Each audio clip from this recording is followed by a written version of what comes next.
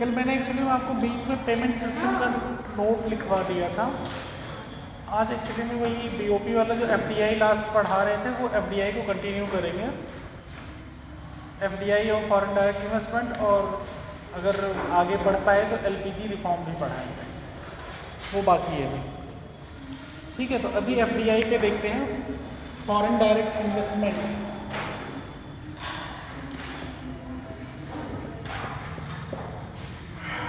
प्रत्यक्ष विदेशी निवेश, फॉरेन डायरेक्ट इन्वेस्टमेंट।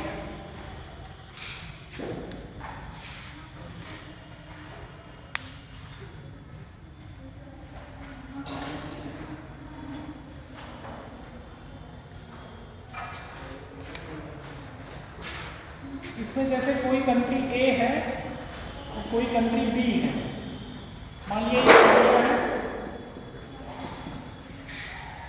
और ये कोई अदर कंट्री है, यूएसए है या चाइना है या अदर यूरोपियन कंट्री है कोई भी।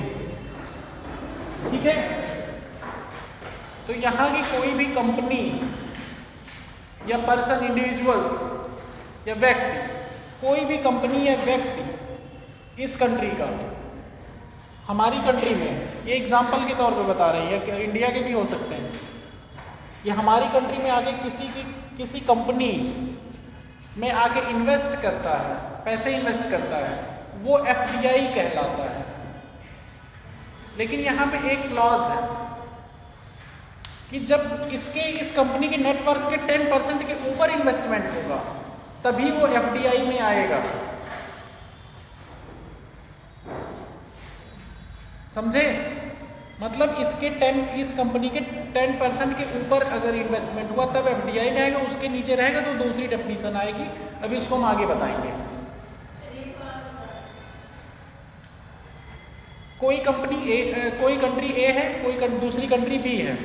ठीक है, कंट्री ए का कोई कंपनी या इंडिविजुअल्स ये इन्वेस्ट कर रहे हैं कंट्री बी की कंपनी में, कंट्री बी की कंपनी में।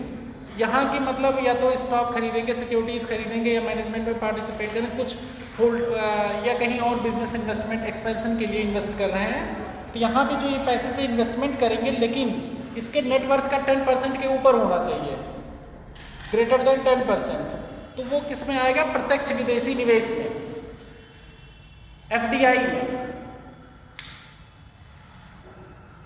ठीक, एफडीआई का बहुत टर्म आप लोग ऑलवेज सुनते होंगे ना, कि चीज़ें बार बार आ रही हैं न्यूज़ में भी कि एफडीआई क्या होता है, एफडीआई कितने % एफडीआई आ रहा है, कहाँ से एफडीआई सबसे ज़्यादा आता है। ये क्वेश्चन मैंने बताया था यहाँ पे क्लास में, कोई बताएगा हमें कहाँ से आता है? इंडिया में सबसे ज़्यादा एफडीआई कौन सी कंट्री से आता है?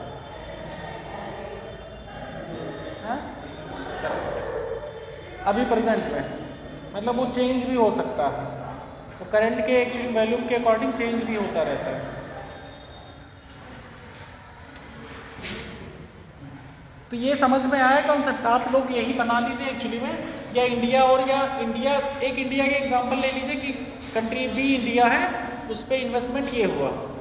ठीक, इसमें एक टर्म एक्चुअली में आता है, 2 रूट आते हैं एफडीआई में, एक आता है ऑटोमेटिक रूट, एक होता है गवर्नमेंट रूट। ठीक, तो आप जब लिबरलाइजेशन पॉलिसी पढ़ेंगे, एलपीजी के बारे में थोड़ा बहुत आप लोगों ने हो सकता पढ़ा हो, जो मैंने 11th की बुक कहा था पढ़ने को, उसमें आप लोग पढ़े होंगे लिबरलाइजेशन, प्राइवेटाइजेशन और ग्लोबलाइजेशन, वो 1-2 टर्म पढ़े थे ना उसमें।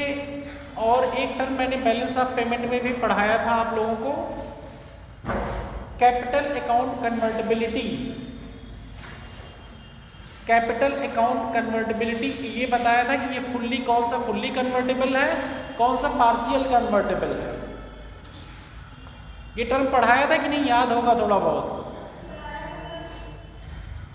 और उसमें मैंने कहा था कि एफडीआई किस में आता है?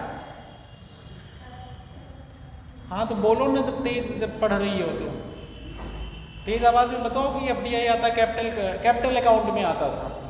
ठीक, एफडीआई उसमें आता था, लेकिन कैपिटल अकाउंट कन्वर्टेबल हमारे यहाँ फुल्ली नहीं है। ये भी बताया था करंट अकाउंट कन्वर्टेबल पूरी तरह से है, लेकिन कैपिटल अकाउंट कन्वर्टेबिलिटी पार्शियल है, मतलब आंशिक। ये भी बताया था उस समय। तो यही भी जो एफडीआई वाले कॉन्सेप्ट में हम ला रहे हैं ऑटोमेटिक रूट,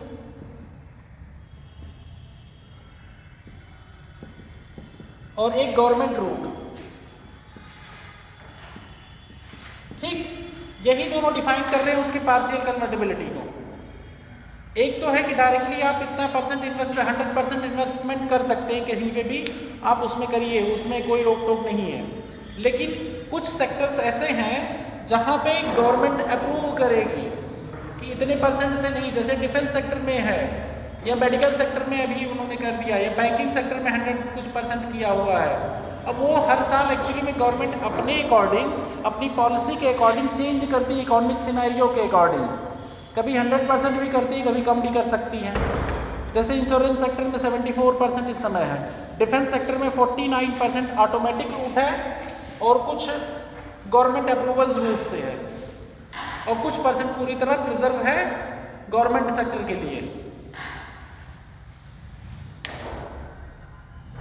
पुराने कॉन्सेप्ट हमारी समझ से आप लोगों को याद नहीं, चेहरे देख के लग रहा है।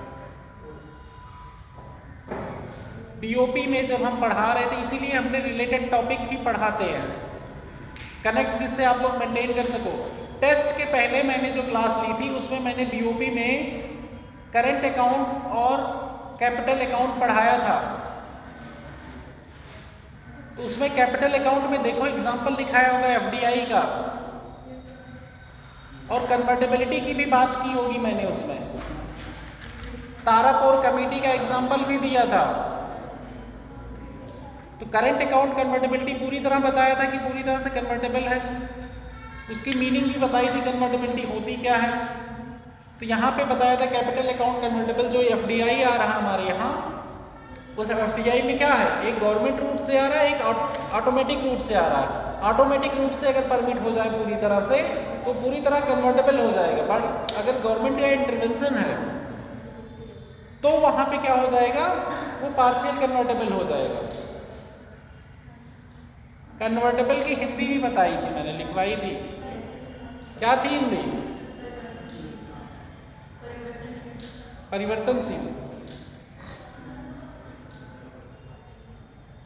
अभी किसी को डाउट यहाँ पे? अब डिफरेंट सेक्टर्स हैं, कुछ डिफरेंट सेक्टर्स के एग्जांपल हैं, जैसे कौन कौन से ऑटोमेटिक रूट अलाउड हैं, कौन से नहीं। एक्चुअली में ये हर साल चेंज होता रहता है, काफ़ी चीज़ें एक्चुअली वेरिएशन होती रहती हैं। इसे मैं एक्चुअली में आप लोगों से प्रेफर करूँगा, आप लोग कोई करंट का जैसे इकोनॉमिक सर्वे जब पढ़ते हैं ना, इकोनॉमिक सर्वे में भी ये सब चीज़ दी होती है, या बजट जब आता है, बजट में अनाउंसमेंट होता है, बीच बीच में इकोनॉमिक पॉलिसियाँ क्वार्टरली अनाउंस होती हैं, उसमें भी ये बात बताई जाती है। उसको फॉलो अप करना पड़ेगा आपको करंट को, किस सेक्टर में कितना परसेंट एक्चुअली में, क्योंकि ये ऑब्जेक्टिव एग्जाम में लाइन में पूछ लेता है। ऑब्जेक्टिव एग्जाम में लाइन में एक्चुअली में डाल देगा, 3-4 ऑप्शन देगा, उसमें डाल देगा ये सेक्टर में कितना परसेंट, इस सेक्टर में इतना परसेंट। उसके बाद आपसे पूछ लेगा कौन कौन से सही है इसमें, 3 के 3 सही कि 2 के 2 सही। इस तरह के क्वेश्चंस पूछे जाते हैं। और रिसेंट में जो क्रूशियल, इसमें मेनली आप ये ध्यान रखिएगा कि जो क्रूशियल सेक्टर हैं, लाइक डिफेंस सेक्टर हो गया, मेडिकल सेक्टर हो गया, बैंकिंग सेक्टर हो गया, इंश्योरेंस सेक्टर हो गया, इन सब के स्पेशली आपको फोकस करने पड़ेंगे कि कितने परसेंट रिफॉर्म किया है। और एफडीआई में मैनेजमेंट कंट्रोल भी आता है, ज़्यादातर एक्चुअली में ये होता है एफडीआई में। एक होता है कि कुछ इंटरवेंशन हम नहीं करेंगे, आप जहाँ जो मर्जी वो कर रहे हैं कंपनी से, लेकिन एफडीआई में एक्चुअली में ये लोग रास्ता भी बताते हैं, या कई बार मैनेजमेंट कंट्रोल भी ले लेते हैं ज़्यादा इन्वेस्टमेंट करके। गवर्नमेंट कई बार इस पर भी चेक एंड बैलेंस करती है कि कोई कंपनी का कोई टेक ओवर ना कर सके, तो उसके लिए सेबी देखता है, और कई ऑर्गेनाइजेशंस हैं ऐसे कि हैज़ार्ड किसी की मतलब पूरी तरह से खरीद लिए स्टॉक और पूरी तरह से कैप्चर कर लिए कंपनी। इस तरह से भी रोकने के एक्चुअली प्रोविजंस हैं कानून में।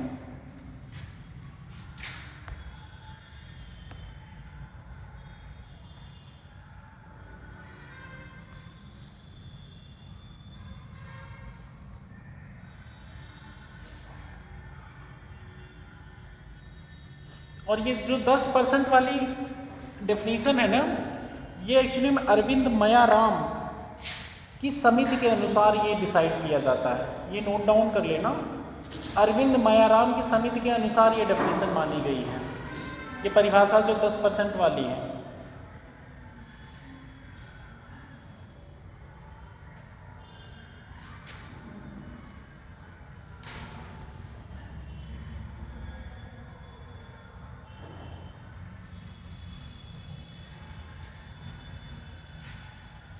ठीक, अगला टॉपिक है, इसमें और डिटेल में अगर एफडीआई के प्रॉस कॉन्स अभी थोड़ी बहुत बता देंगे बीच बीच में, बाकी आप लोग एक्चुअली में डिटेल और जब पढ़ेंगे तो कहीं पे दिया होगा, लेकिन उसमें से जो मेन टॉपिक होते हैं कॉन्सेप्ट वाले ये मैंने बताया आपको, इसके जो प्रॉस कॉन्स होंगे वो धीरे धीरे बीच बीच में आपको बताते रहेंगे।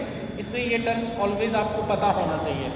जब अभी इंडस्ट्रियल या और कोई चीज़ें पढ़ाएंगे तो वहाँ पर भी ये टर्म बार बार आएगा।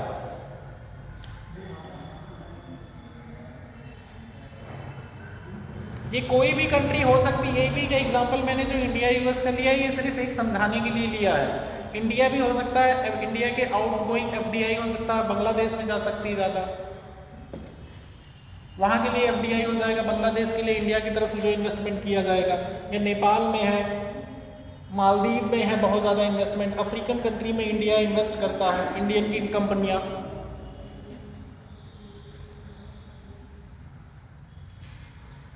जैसे कोविड के टाइम में एफडीआई चाइना से रिस्ट्रिक्ट किया था इंडिया ने, ऐसे बीच बीच में कैपिंग लगाता रहता है इंडिया। तो वो इकोनॉमिक पॉलिसियाँ ऑलवेज कोई चीज़ फिक्स नहीं होती, ये वेरी होती हैं, ये मैंने स्टार्टिंग लेक्चर से ही आप लोगों को बोला है। आप लोग कभी ये मत कंफ्यूज होइएगा तो अच्छा नहीं ये पॉलिसी बनी थी अब ये क्यों कर दी गई। तो वो उस समय जो डाटा और फैक्ट्स आएंगे सामने, जैसी चीज़ें होंगी उसके अकॉर्डिंग वो चेंजेज होगा।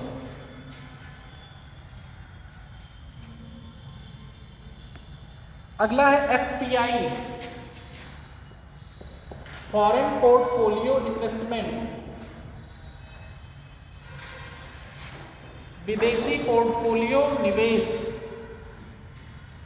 पोर्टफोलियो की हिंदी पोर्टफोलियो ही लिखा है किताबों में। फॉरेन पोर्टफोलियो इन्वेस्टमेंट,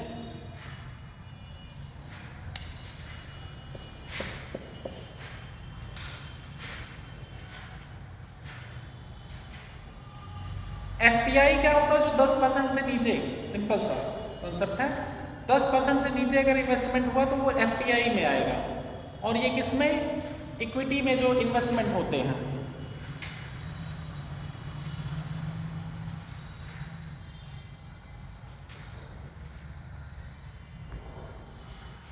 सरकारी बॉन्ड, शेयर, इक्विटी, प्रतिभूतियां, ये जनरली एनआरआई के द्वारा किया जाता है, या कई बार फाइनेंशियल फॉरेन इन्वेस्टर्स इंस्टीट्यूशंस भी करते हैं।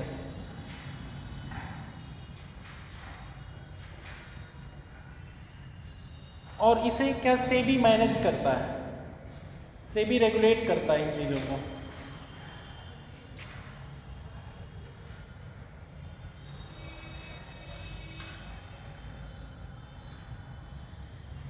और एफपीआई के अंदर वही लोग इन्वेस्ट करते हैं जो क्वालिफाइड एक्चुअली में सेबी द्वारा अप्रूव होते हैं, वही लोग एफपीआई के थ्रू इन्वेस्ट करते हैं कंपनियों में।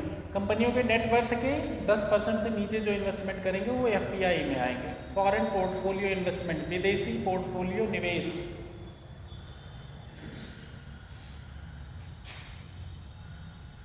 अगला है, अगला पॉइंट है जिसमें FII,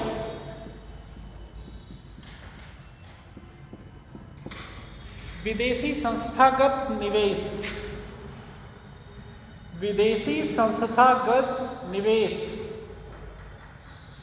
foreign institutional investment, foreign institutional investment. ये एक्चुअली में इन्वेस्टमेंट कंपनियां होती हैं जो दूसरे देश की होती हैं। ये बात दिमाग में रखिएगा, ये सब सारे टर्म एक्सटर्नल सेक्टर से रिलेटेड है।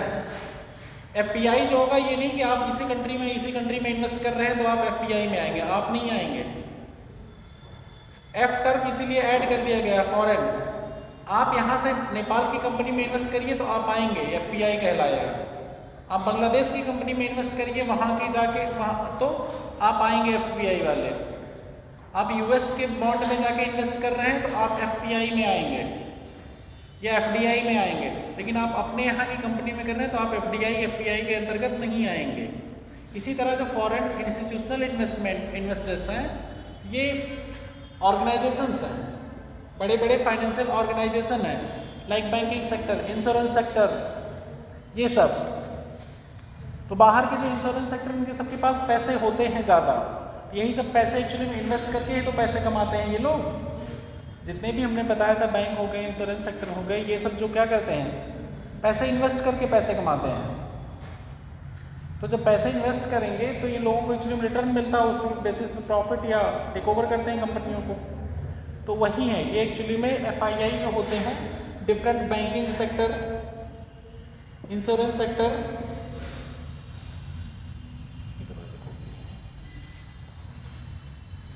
इंश्योरेंस सेक्टर,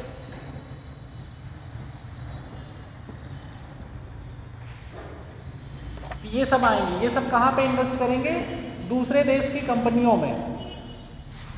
ये एफडीआई का भी फॉर्म ले सकते हैं। ये सब एक्चुअली में इंस्टीट्यूट हैं, जैसे इंडिविजुअल और इंस्टीट्यूशन कंपनियां हम बता रहे थे, वो ये सब यही है।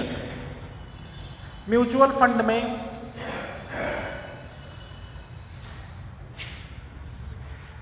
और एफआईआई को डिफाइन करने वाला होता है सेबी। सेबी डिफाइन करता है कौन एफआईआई है कौन नहीं। सेबी कहता है कि एफआईआई वह संस्था है जो भारत के बाहर स्थापित या नियमित होती है तथा भारतीय प्रतिभूतियों में निवेश करने की इच्छा रखती है। प्रतिभूतियां मतलब सिक्योरिटीज, हमारे समझ से वही होता है, सिक्योरिटीज को ही प्रतिभूतियां कहते हैं ना हिंदी में।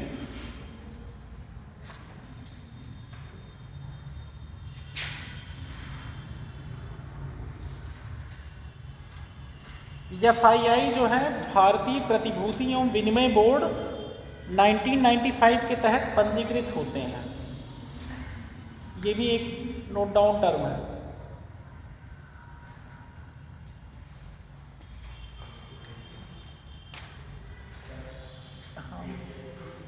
क्या 1995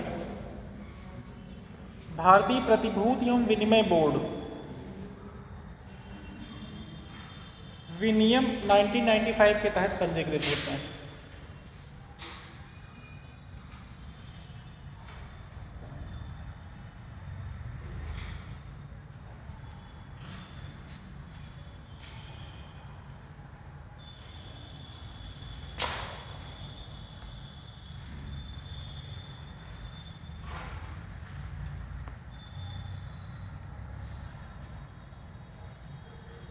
बाकी जो मैंने वो आपको प्रोवाइड किया है क्या विजन का पीडीएफ, उसमें दिया हुआ है अभी क्या क्या कैपिंग है प्रेजेंट में, और करंट की मैगजीन जब आप लोग पढ़ेंगे तो उसमें अपडेटेड रहेगा कि कितने % एफडीआई डिफरेंट सेक्टर्स में कैपिंग हुई है। तो वो करंट की मैगजीन से आपको मिल जाएगा, वो आप वहाँ से देखिए, क्योंकि अभी मैं कुछ लिखाऊंगा फिर बाद में चेंज हो जाएगा तो फिर आप लोग होंगे कंफ्यूज, इसलिए वो कैपिंग वहीं से देखिएगा।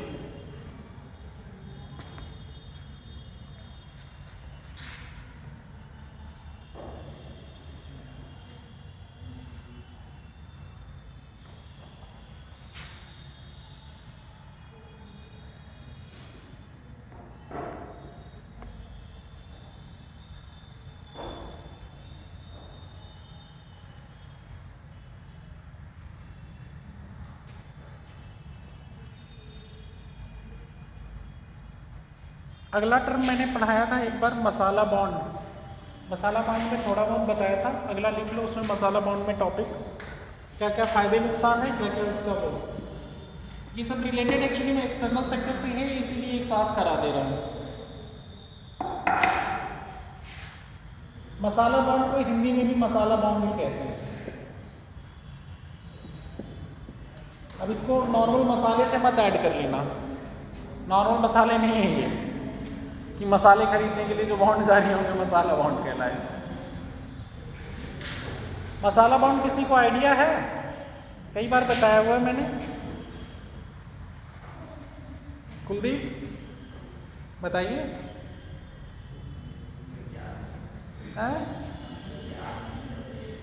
कुछ तो याद होगा क्या होता है मसाला बॉन्ड। कल मैंने क्वेश्चन भी कराया था यार इस पे, उसके आंसर्स तो लोग देखे रहे होंगे यार, तब भी नहीं याद है।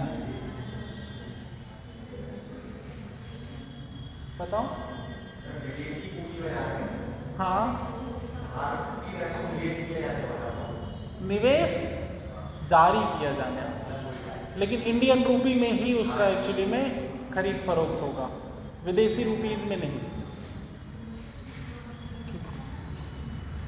लिख लो मसाला बॉन्ड। ऑफशोर कैपिटल मार्केट में जारी किया गया तथा भारतीय रुपए में नामित बॉन्ड है। ऑफशोर कैपिटल मार्केट में, ऑफशोर कैपिटल मार्केट में जारी किया गया बॉन्ड और भारतीय रुपए में नामित बॉन्ड है। यार इतना स्लो मत लिखो प्लीज, थोड़ा तेज बढ़ाओ स्पीड। ऑफशोर कैपिटल मार्केट में जारी किए गए तथा भारतीय रुपए में नामित बॉन्ड है। मतलब समझ में आ गया इसका कि नहीं?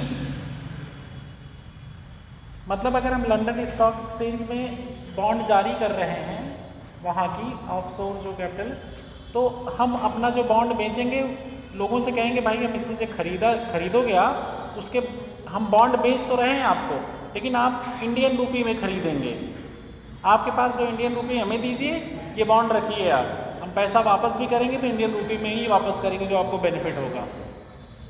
समझे?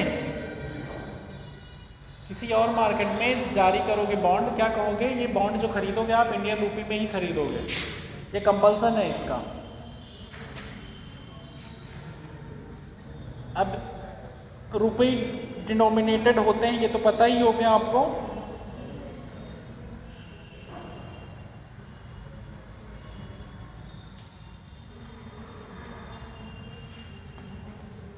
इससे फायदा क्या होगा?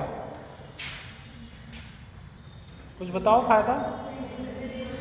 हाँ, इंडियन करेंसी, यस, बताओ आगे।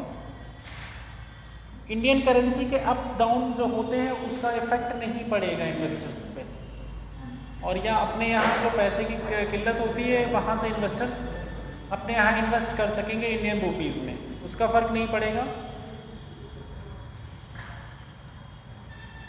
ये जारी ही इसीलिए किया जाता है, जो एक्सटर्नल कॉमर्शियल बोरोइंग या कोई भी चीज़ जो जारी होता है, इससे क्या होता है कि बेचने वाले को कोई फ़र्क नहीं है, या वो जब बॉन्ड आप वापस बेचोगे हमें, तब भी हम इंडियन रूपी ही देंगे, उसमें भी हमें नुकसान नहीं होगा, क्योंकि रुपीज़ के फ्लक्चुएशन से एक्सटर्नल सेक्टर मतलब एक्सपोर्ट और इंपोर्ट अफेक्ट होते हैं ना, वो चीज़ें अफेक्टेड नहीं होंगे।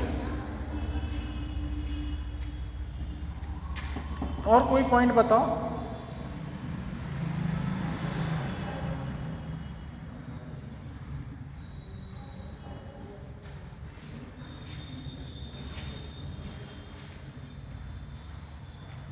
देखो 2-3 पॉइंट है, लिख लो फटाफट। मसाला बॉन्ड में मुद्रा जोखिम निवेशक वहन करता है। सारी चीजें बता दी, फटाफट लिख लो। मसाला बॉन्ड में मुद्रा जोखिम निवेशक वहन करता है।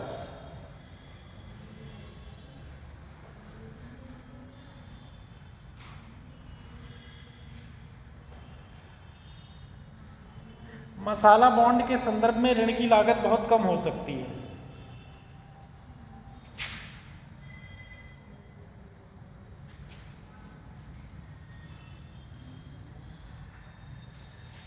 इसमें एक टर्म और है, ग्रीन मसाला बॉन्ड जारी किया जाता है। एक टर्म अगला है, ग्रीन मसाला बॉन्ड जारी किया जाता है। ग्रीन मसाला बॉन्ड होता है ग्रीन इंफ्रास्ट्रक्चर के निर्माण हेतु। और ग्रीन इंफ्रास्ट्रक्चर पता है क्या होता है?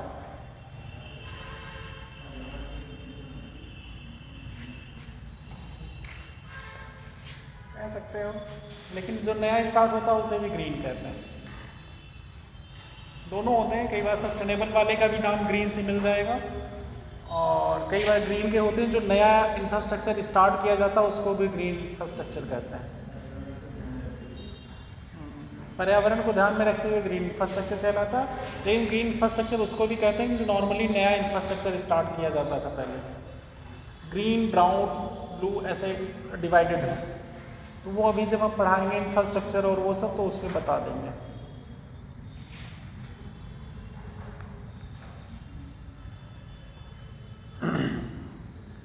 मसाला बॉन्ड कारपोरेट बैलेंस शीट की विनिमय दर के जोखिमों से बचाने में मदद करते हैं। कारपोरेट बैलेंस शीट की विनिमय दरों के जोखिमों से बचाने में मदद करते हैं। इंग्लिश वाले भी लिख लो इसी फॉर्म में, बैठे मत रहो।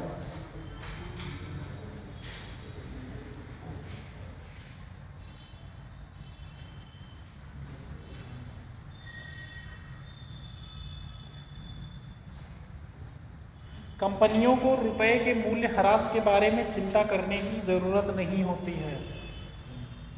मूल्य ह्रास डिप्रिसिएशन होता है, रुपीज डिप्रिसिएशन का जो इफेक्ट होता है उसकी चिंता करने की जरूरत नहीं होती है।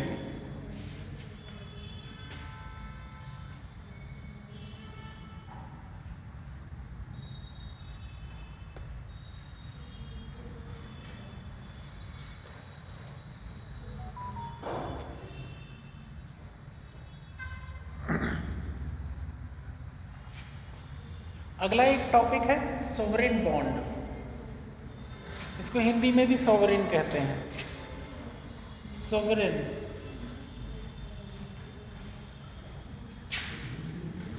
यस, सोवरेनिटी नहीं पढ़े हो आप लोग, उसमें क्या नाम, पॉलिटी में पढ़े होगे ना सोवरेनिटी, वैसे ही सोवरेन बॉन्ड है।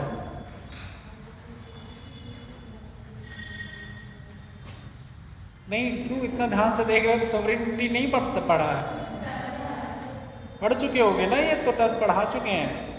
क्या होती है सोवरेनिटी? नहीं, वो तो हमें पता है, हिंदी नहीं पूछ रहे हैं, बताओ।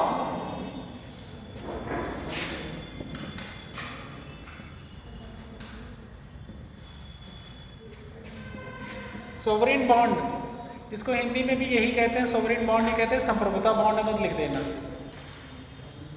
ठीक। सोवरेन बॉन्ड ही हिंदी में भी बोलते हैं। क्या चीज, क्या बोलो बोलो, कुछ नहीं। अच्छा ठीक है, बीच बीच में झटके आते हैं कि बोलने कुछ फिर चुप हो जाओ। लिखो क्या होते हैं। किसी राष्ट्रीय सरकार द्वारा जारी किया गया या एक ऋण सुरक्षा पत्र है। ऋण सुरक्षा पत्र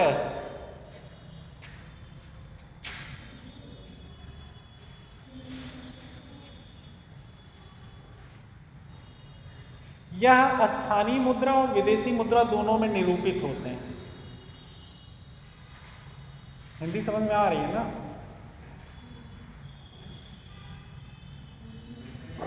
यह स्थानीय मुद्रा और विदेशी मुद्रा दोनों में निरूपित होते हैं। ये सारी चीजें एक्चुअली में लिखी हुई हैं आपके उसमें, मैंने वहीं से हिंदी लिखवा रहा हूँ, कहीं और से नहीं। क्योंकि कई बार लोग हमें कंप्लेन किए, सर आप कहाँ से पढ़ाते हो, हमें मिलता नहीं है, और जो नोट्स दिए उसमें मिलता नहीं। चाहिए सबको, क्योंकि वही वर्ड हम लिखवाएं जो किताब उसमें लिखा है। हम भी प्रयास करेंगे वहीं से लिखवा के ख़त्म कर देंगे जल्दी से।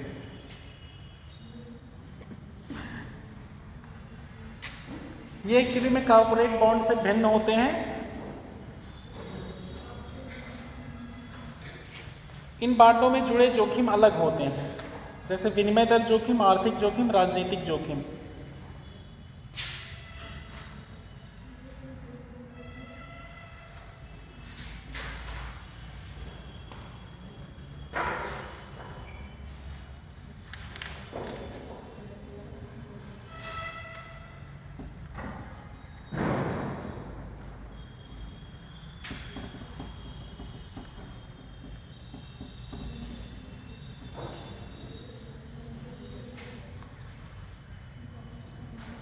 ठीक है, अब ये हो गया लगभग क्लोज। अब इसमें कुछ टर्म आएंगे जब बाद में जब और टॉपिक पढ़ाएंगे तो उन चीज़ों को लिंकेजेस मेक करेंगे। वहाँ पे एक मिसलेनियस का हेडिंग बनवाएंगे चैप्टर, उसमें कई कुछ पॉइंट्स डिफरेंट चैप्टर्स के जो बच्चे हैं उसको एक साथ सबके लिंकेजेस मेक करके कवर करेंगे, क्योंकि कुछ कुछ टॉपिक छोड़े हैं मैंने कुछ चैप्टर में, मतलब सारे नहीं छोड़े हैं, कुछ स्पेशल, लेकिन वो जब चीज़ें और पढ़ाएंगे इंफ्रास्ट्रक्चर, अभी एग्रीकल्चर, इंडस्ट्रीज़, ये सब जब पढ़ा देंगे उसके बाद मिसलेनियस टॉपिक वो कवर करेंगे जो कुछ करंट में होगा, या अगर हमारे पास क्लासेस और टाइम बचा रहा तो ये भी हम बता दे रहे हैं, तब का तब देखेंगे।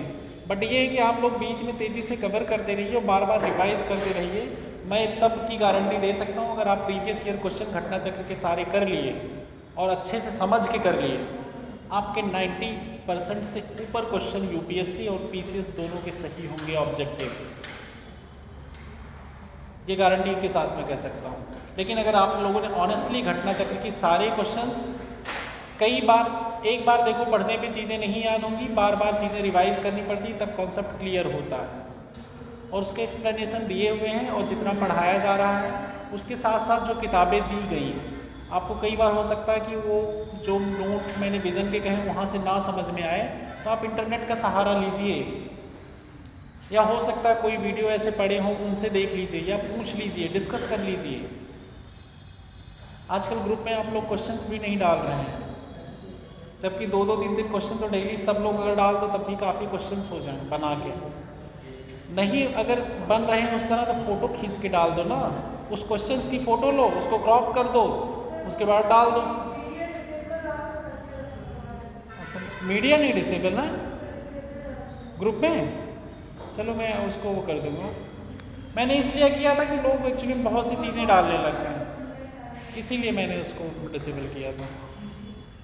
मैं उसको अनेबल कर दूंगा तो उसमें वो छोटे फ़ोटो खींच के वो डाले जा सकते हैं, उसको क्रॉप कर दो और डाल दो जिसको जो लग रहे हैं क्वेश्चन इंपॉर्टेंट, तो उसमें कम से कम कम्पिटेटिव फॉर्म में रखो तो सब लोग आंसर तो करो। कई लोग तो इज्जत बचाने के चक्कर में टिक ही नहीं करते, हमारी समझ से करते हैं। 10-15 लोग तो टोटल आंसर देते हो और हो लगभग 40-50 लोग हैं। ठीक है, वो देख लो। एक्चुअली में देखो जो चीज़ें में हम फोकस कर रहे हैं, अगर आप लोग अभी से चीज़ें हर सब्जेक्ट की, मैं इवन बोलूँ आपको हिस्ट्री, ज्योग्राफी, पॉलिटी, इन सब की घटना चक्र ला के उसके प्रीवियस ईयर जितने दिए हुए हैं उसमें विद एक्सप्लेनेशन के साथ जितना पढ़ाया जा रहा है टॉपिक, चाहे जो टीचर पढ़ा रहा है, उसको आप बार बार कर लेते हैं तो आपके ऑब्जेक्टिव एग्ज़ाम को, किसी भी स्टेट का मैं कह रहा हूँ, किसी भी स्टेट के ऑब्जेक्टिव एग्ज़ाम में आपको प्रॉब्लम नहीं आएगी। इन सब कोर ग्रुप में history, geography, polity, economic, science, इन सब के घटना चक्र उठा के आप बार बार 4-5 बार अगर पढ़ लिया आप लोगों ने, आप लोगों को बहुत सी चीज़ें रट जाएंगी और उसके एक्सप्लेनेशन जो दिए होते हैं उसके एक्सप्लेनेशन से काफ़ी क्वेश्चंस आते हैं।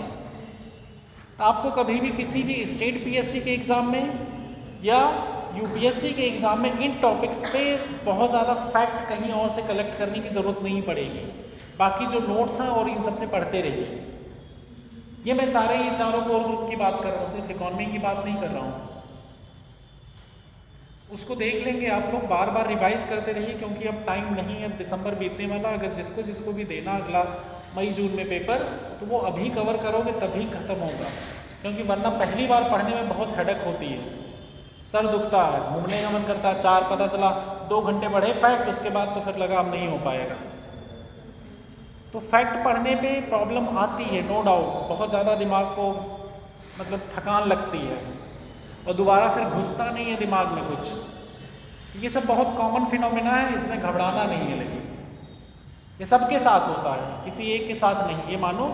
लेकिन ये भी नहीं कि खुद को एकदम प्यार से सहलाते बैठ जाओ कि बस हमने तो पढ़ लिया, अब थक गए, ये इंसानी फितरत है। ये सब नहीं सोचना है भाई। कंफर्ट जोन के दायरे को ब्रेक करना है, आपको वर्क करना है, तो वो चीज़ें आपको दिक्कत नहीं होगी। जिन लोगों ने भी टेस्ट में अपनी बार किया होगा उनको पता होगा फ़ायदा क्या हुआ है और किन कॉन्सेप्टों पे उनको दिक्कत होगी ये भी पता चल गया होगा, और उन चीज़ों को रिवाइज भी किए होंगे। पीयूष और क्या ये वाजपेयी जी, इन दोनों लोगों ने एक्चुअली में काफ़ी मेहनत की थी इस बार। लास्ट टाइम एक्चुअली में वाजपेयी जी थे नहीं और ये गुप्ता जी थे, लेकिन इनके मार्क्स बहुत कम थे, मैंने बताए नहीं थे क्लास में। लेकिन इस बार इनकी जो परफॉर्मेंस थी बहुत अच्छी थी।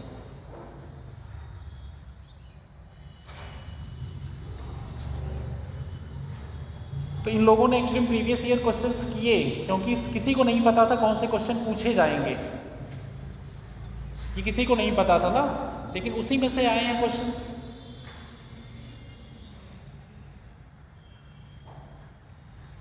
तो इसीलिए बार बार कहा गया कि क्वेश्चंस करके आइए। अरुण जी, आपसे हमने कहा था, आपने नहीं किया था क्वेश्चन, फिर इस बार पूरा किया था कवर, तो आप ही का नाम लिया हमने। शिवांशी, आपने किया था? आप लोगों में आपने प्रीवियस ईयर क्वेश्चंस देखे थे घटना चक्र के? कितने चैप्टर का डाले थे आपने? अच्छा, हाँ है काफ़ी क्वेश्चंस। यस, पूजा जी आपके?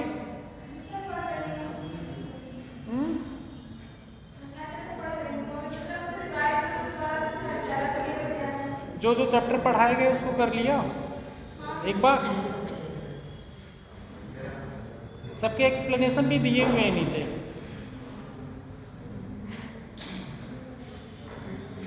वैशाली, आपने तो किया नहीं था?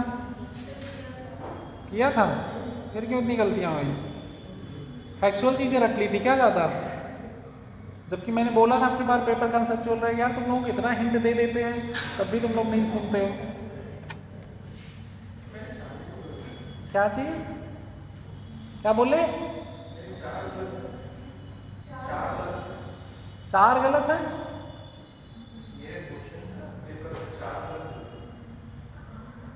चार कहाँ गलत है? तुम्हारे तो नंबर कितने थे? कुछ 33 के राउंड थे ना, तो फिर इतना अब जो भी था। मैं ये नहीं कह रहा हूँ कि खराब, लेकिन मैंने जब प्रीवियस ईयर क्वेश्चन से दिए हैं और सोर्स बता रखे हैं, तो मैं उम्मीद करता हूँ सबके 40 प्लस होने चाहिए, क्योंकि इतना ऐसे एग्ज़ाम में नहीं आता है। और मैं इसलिए प्रीवियस ईयर क्वेश्चंस दे रहा हूँ ऐसी जगह, जिससे आप लोग उसे कम से कम पढ़ के ख़त्म तो करिए। उसे बार बार पढ़िए, हम फुल सिलेबस ही देंगे, हम ये भी बता दे रहे हैं। देखते हैं अभी लास्ट में। ठीक है, अगला टॉपिक आते हैं आर्थिक सुधार।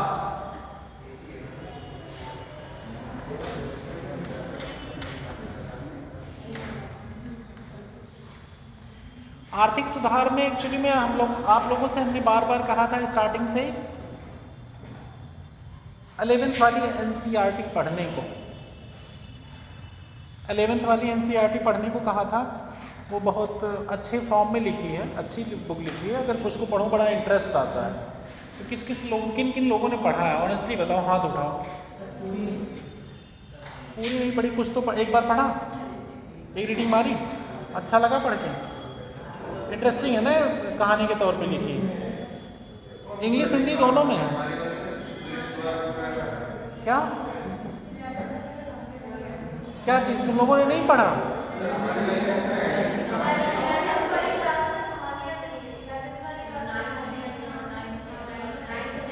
यार कहानी फॉर्म में लिखने का मतलब वो उसकी लैंग्वेज बहुत इजी है और वो पढ़ने में इंटरेस्ट आता है, मेरा ये कहने का मतलब है।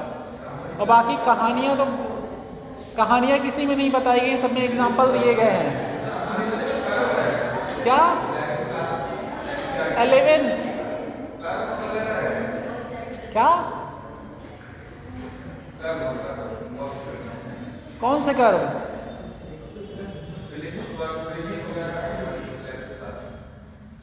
क्लियर बोलो, मुझे सुनाई नहीं पड़ा क्या बोल रहे हो।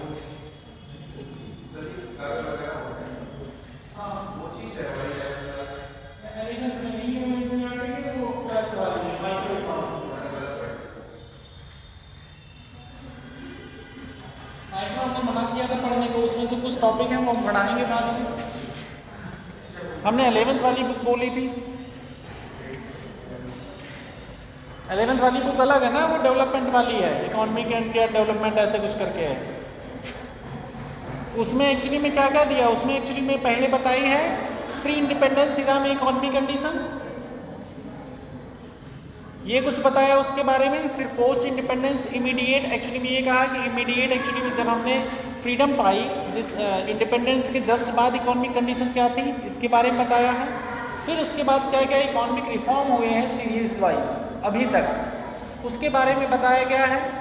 एग्रीकल्चर, इंडस्ट्रीज, इन सब के क्या कंडीशंस थी उस समय, मैन्युफैक्चरिंग वगैरह, इन सब के बारे में बताया गया है ना। अभी हमारी क्या पोजीशन है वर्ल्ड में इकोनॉमिक रिफॉर्म में,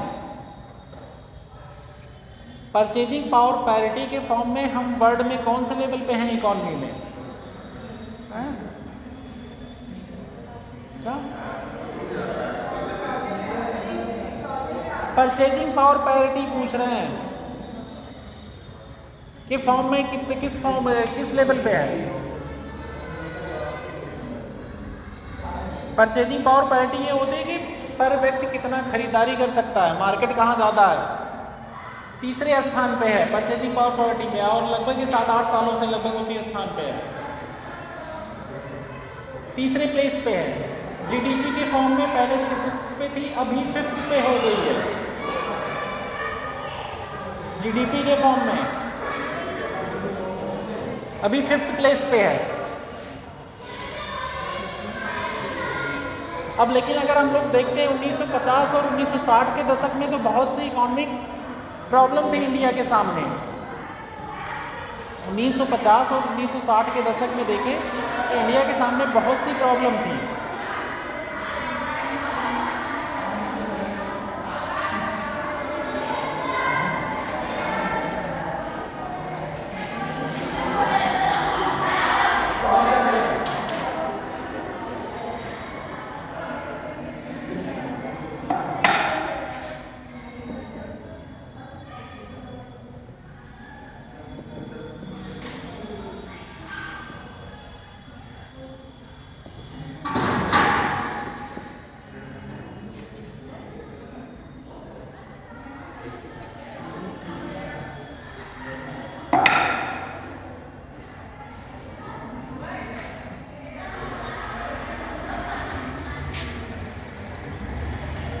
हाँ, तो काफ़ी प्रॉब्लम थी 1950 में हमारे सामने।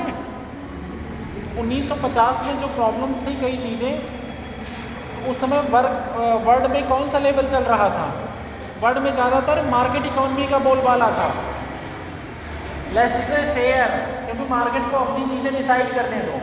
लेकिन उस समय जो हमारे लीडर्स थे वो तुरंत ही इंडिपेंडेंट पाए थे, इंडिपेंडेंस हमारी तुरंत हुई थी, तो हमारे सामने बहुत सी समस्याएं थी। एक तो पॉपुलेशन की समस्या थी, high birth rate, high mortality rate भी बहुत ज़्यादा था, बीमारियों का परसेंटेज बहुत ज़्यादा था, एजुकेशन सेक्टर, एजुकेशन का लेवल, लिटरेसी रेट बहुत कम था, स्किल्स कुछ थे नहीं हमारे पास, transportation system, infrastructure, health sector ये सब पूरी तरह से डाउन था, बहुत सी बीमारियां आती थी, गांव के गांव साफ हो जाते थे। वीकर सेक्शन की कंडीशन बहुत खराब थी। वीकर सेक्शन में पता होगा आप लोग कौन कौन आते हैं, नहीं आते तो गूगल कर लेना, ठीक है, नहीं पता होगा वीकर सेक्शन देख लेना गूगल करके। तो वीकर सेक्शन की कंडीशन बहुत बुरी थी। लैंड रिफॉर्म नहीं हुए थे, लैंड एक्चुअली में कुछ अपर वर्ग के लोगों के पास कंसोलिडेट थे, अनइक्वलिटी बहुत ज़्यादा थी। इन सब पे फोकस करने के लिए हमारी सरकारों ने क्या फोकस किया कि laissez faire policy, free market policy को हम बढ़ावा नहीं देंगे, हम क्या देंगे, योजनाबद्ध तरीके से डेवलप करेंगे। तो उसी के फॉर्म में वो जो प्लानिंग कमीशन का जो पहले मैंने दूसरे या तीसरे इलेक्शन में ये पढ़ाया रहा होगा, प्लानिंग याद होगा सबको, प्लानिंग बताया था उसमें। तो योजनाबद्ध तरीके से हम डेवलप करेंगे और अपनी योजनाएं बना के इनकम को डिस्ट्रीब्यूट करेंगे सबके बीच में, जिससे अनइक्वलिटी ना रहे। इनइक्वलिटी अगर रहेगी तो उससे क्या होगा, सोशल जस्टिस का सिस्टम फुलफिल नहीं होगा और ना ही सारे सेक्टर्स को हम कवर कर पाएंगे। तो हमको हर एक चीज़ों पे फोकस करना है। तो स्टार्टिंग में एग्रीकल्चर पे भी फोकस करना था, एग्रीकल्चर पे भी बहुत ज़्यादा पॉपुलेशन हमारी डिपेंडेंट थी। मैन्युफैक्चरिंग सेक्टर को बढ़ावा देना था, पावर सेक्टर हमारे पास नहीं था, उसको बढ़ाना था, रोड नहीं था, रेलवे सेक्टर भी बस किसी हाल में चल रहा था, ट्रांसपोर्टेशन सिस्टम ना कोई कम्युनिकेशन सिस्टम था उस समय, और 50 तरह के क्या कहते हैं ब्लाइंड फेथ सोसाइटी में प्रिवेल कर रहे थे, साइंटिफिक टेम्परामेंट नहीं था। इन सबसे क्या होता था, चीज़ें हैम्पर होती है ना डेवलपमेंट। जो आज हम प्रेजेंट में देख रहे हैं एक इंफॉर्मेशन एज या इंफॉर्मेशन इरा, ये क्या उस समय था इतना आसानी से अवेलेबल? इवन अभी डिजिटल रिवॉल्यूशन के पहले भी इंफॉर्मेशन एक्सेस बहुत मुश्किल था, जब 1 GB महीने भर के लिए रिचार्ज कराते थे सर। आप लोग तो छोटे रहे होंगे, हो सकता है मम्मी पापा का फोन किसी के यूज किए तो पता चला ज़्यादा डाटा हुआ कि थप्पड़ पड़े, या बड़े भाई का फोन या बहन का फोन अगर किसी ने यूज कर लिया तब भी डांट पड़ गई, भाई तुमने हमारा डाटा क्यों यूज कर लिया। 2010 की बात कर रहे हैं, हाँ 2010-11 में, क्या 12 में 12 में चलाया, लेकिन 1 GB का तो कितना पे करते थे मंथली, ये देखो ना, और डाटा बंद करके रखता था इसे, तब वही ना डाटा अगर तुम बीच में खत्म कर दोगे तो डांट नहीं खाते थे घर पे।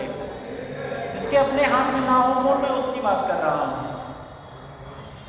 इवन हम लोग भी एक्चुअली में सब लोग किफायती से यूज करते थे, जब एक्चुअली में मैं एक एग्जांपल दे रहा हूँ आपको। उसके बाद जब डाटा रिवॉल्यूशन आया तो इंफॉर्मेशन एक्सेस आसान हो गई ना। यही चीज़ें एक्चुअली में और भी चीज़ों का उस समय 1950 में तो ये सब चीज़ें पॉसिबल नहीं थी ना। ट्रांसपोर्टेशन नहीं था, एक दूसरी जगह जाना मुश्किल होता था, ये सब चीज़ें बहुत बड़ा हैम्पर क्रिएट की। तो इसीलिए योजनाबद्ध तरीके से हमारे जो लीडर्स थे उस समय योजनाबद्ध तरीके से चीज़ों को लागू किए, क्योंकि उस समय सोशलिस्ट सिस्टम भी वर्ल्ड में प्रिवेल कर रहा था। तो हमारी कंट्री ने अडॉप्ट किया क्या, दोनों का मिक्स मॉडल, स्टेट और प्राइवेट दोनों का। कुछ सेक्टर्स को उन्होंने स्टेट के लिए रिजर्व कर दिया और कुछ सेक्टर्स के इकोनॉमी के प्राइवेट के लिए ओपन किया, और वहाँ भी गवर्नमेंट अप्रूवल रूट से। तो ये धीरे धीरे जब इकोनॉमी बढ़ना चालू हुई तो हमारे यहाँ उसमें फूड क्राइसिस भी तो बहुत ज़्यादा थी।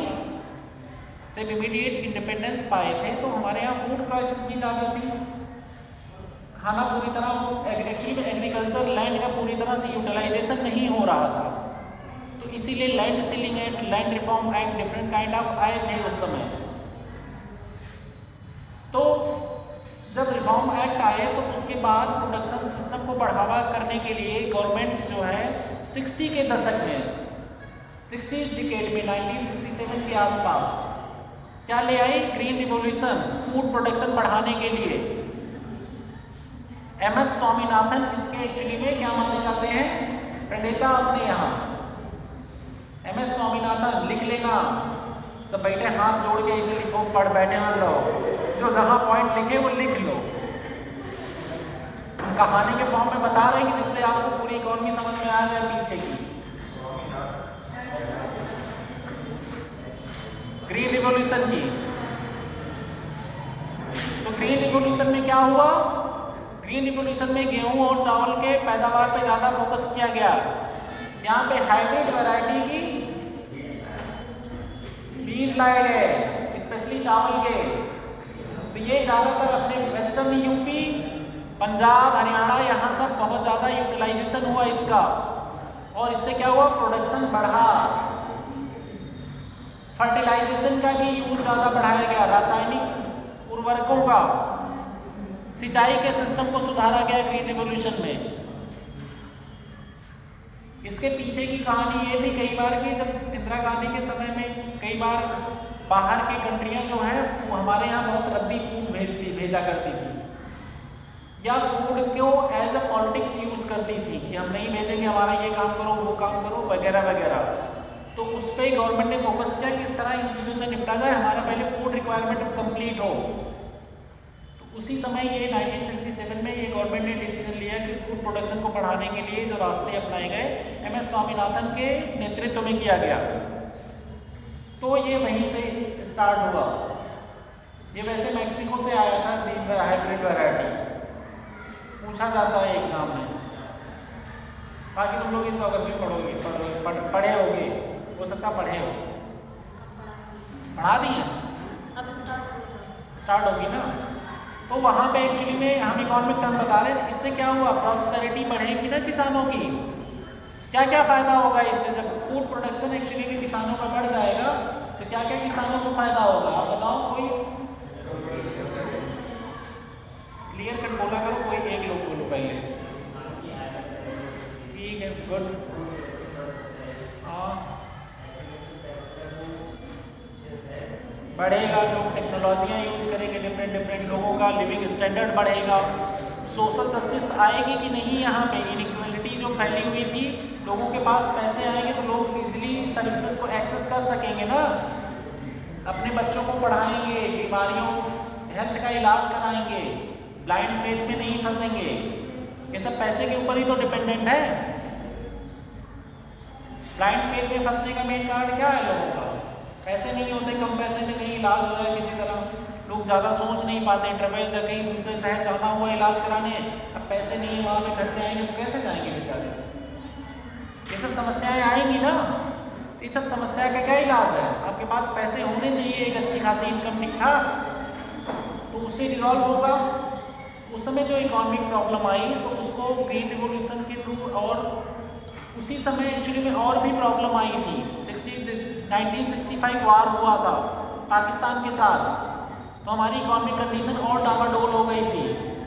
उस समय आप लोगों को पढ़ाया था मैंने, कुछ रोलिंग प्लान या एनुअल प्लान आए थे, एनुअल प्लान आए थे ना 67 के बाद 3 एनुअल प्लान आए थे उस समय। कुछ नहीं याद है, पढ़ते लिखते नहीं हो, दोहराते नहीं हो तुम लोग। कुछ आए थे कि नहीं, तो आए थे, बोल कर नहीं रहे। ठीक, उस समय जो एनुअल प्लान आए थे तो उसीलिए लाए गए थे, क्योंकि हम 5 साल के टारगेट को ना रख के, हमारे पास बजट की कमी होने और इन सब की वजह से हम लोग एनुअल प्लान पे फोकस कर दिए थे, ईयरली, और उन चीज़ों का बेनिफिट भी हुआ। फिर 70s का ईयर आया, 70s के दशक, 70 to 80 तक आते आते गल्फ वार होता है। देखो बाकी कहानियाँ और भी सीरीज वाइज हैं, इसमें थोड़ी बहुत आप लोग खुद भी पढ़ना। बीच में इमरजेंसी भी लगी थी, और फिर बीच में गल्फ वार हुआ 80s के आसपास, 79-80 में।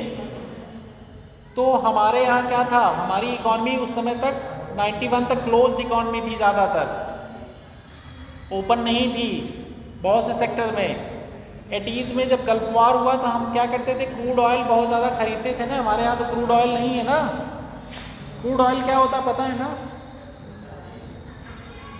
अच्छा, सबसे ज़्यादा इंपोर्ट किस चीज़ का करते हैं, सच में? और एक्सपोर्ट किसका करते हैं? पेट्रोलियम प्रोडक्ट्स का। वाह, रट रखे हैं, गुड। और सेकंड नंबर पे इंपोर्ट किसका है? सेकंड नंबर पे 5 मैंने लिखा है,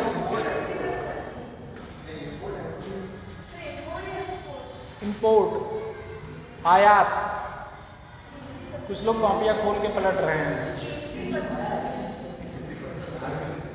गोल्ड का है, गोल्ड, ठीक। तो जो हमारे पास क्रूड ऑयल का बहुत ज़्यादा जो इंपोर्ट करते थे, जब 1980 में वार हुआ तो क्या हुआ, हमारे पास क्रूड ऑयल के प्राइसेस एक्सट्रीमली बहुत ज़्यादा बढ़ गए। जब क्रूड ऑयल के प्राइसेस बहुत ज़्यादा बढ़ गए, उसका इम्पैक्ट धीरे धीरे आगे लगभग डिकेडल पड़ा हमारे ऊपर। हमारे यहाँ क्या हुआ, विदेशी मुद्रा भंडार धीरे धीरे कम होता चला गया, और बीच में फिर स्टेबल गवर्नमेंट भी नहीं रही हमारे यहाँ 1985 के बाद से, 84 के बाद से। बीच में क्या कहते हैं, जनता सरकार आई थी 80 के दौरान में, 77, 78, 79 में जनता सरकार आएगी, पॉलिटी में पढ़े थे कि नहीं तुम लोग, ये बताओ पहले। पढ़े थे ना? वो ज़्यादा दिन सरकार चली नहीं, उसने 5 ईयर प्लान को रोलिंग प्लान में चेंज किया था क्या? ये एनुअल प्लान फिर से लेके आए थे? क्या किए थे बताओ? कौन सा प्लान था उस ड्यूरेशन में? नहीं, किस प्लान को कैंसिल किया? 4th, 5th, 6th कौन सा प्लान था उसके बाद? अच्छा, 1980 से कौन सा प्लान लागू हुआ है? हाँ, 1980 से कौन सा प्लान लागू हुआ है? 4th, 5th, 6th? सच में 6 है? कंफर्म? लॉक किया गया?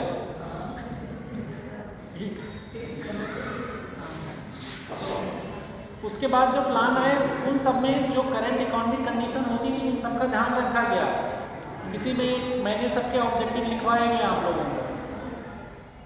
तो ये आगे आते आते कहाँ आए? 1990 या 1989 तक हमारे यहाँ कुछ डिसेंट्रलाइजेशन ऑफ गवर्नमेंट भी हुआ और हमारे यहाँ इकोनॉमिक कंडीशन बहुत ख़राब हो चुकी थी। 1991 तक ऐसा माना जाता है कि उस समय हमारे पास क्रूड ऑयल खरीदने के सिर्फ 3 हफ्ते के पैसे बचे थे, सिर्फ 3 हफ्ते के। उसके बाद हमारे पास फॉरेन एक्सचेंज रिजर्व खत्म था, हम क्रूड ऑयल के प्राइसेस, क्रूड ऑयल नहीं खरीद सकते थे या एक्सपोर्ट इंपोर्ट मतलब इंपोर्ट नहीं कर सकते थे क्योंकि हमारे पास फॉरेन करेंसियाँ नहीं बची थी कुछ। तो समस्या क्या हो जाती है यहाँ पे?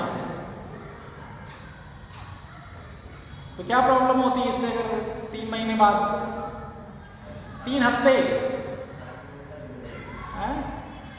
पूरी कोलैप्स करने के उसमें थी, तो नरसिम्हा राव उस समय गवर्नमेंट थी, तो उन्होंने इकोनॉमिक रिफॉर्म स्टेप लिए, कई स्ट्रक्चरल रिफॉर्म, कई चीज़ों पे फोकस किया। तो वहीं पे आया क्या? एलपीजी रिफॉर्म, जिसे जानते हो 91 का पहला इकोनॉमिक रिफॉर्म। एलपीजी का फुल फॉर्म क्या है? एलपीजी गैस तो नहीं समझ रहे हो?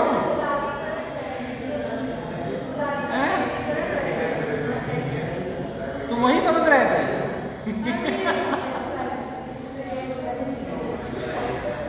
एलपीजी क्या होता है? फुल फॉर्म बताओ कोई। ठीक, एलपीजी होता है लिबरलाइजेशन, प्राइवेटाइजेशन, ग्लोबलाइजेशन। लिबरलाइजेशन उदारीकरण, प्राइवेटाइजेशन, प्राइवेटाइजेशन की हिंदी क्या होगी बताओ? अरे तुम बताना तुम लोग ने यार। निजीकरण, ग्लोबलाइजेशन मतलब वैश्वीकरण। इसी को शॉर्ट फॉर्म में एलपीजी रिफॉर्म कहते हैं बार बार, समझे? कोई दिक्कत नहीं, कंफ्यूजन होता है, बुरा मत मानो। ठीक, अब बढ़ते हैं आगे। 91 के एलपीजी रिफॉर्म में क्या क्या किया गया? तो उस समय तक क्या कंडीशन थी? सारे सेक्टर, बहुत ज़्यादा मैक्सिमम सेक्टर किसके लिए रिजर्व थे? गवर्नमेंट के लिए। और कोई भी इंडस्ट्री लगाने के लिए या इन्वेस्टमेंट बाहर से अलाउड कम थे। कोई भी इन्वेस्टमेंट बढ़ाने के लिए क्या चाहिए?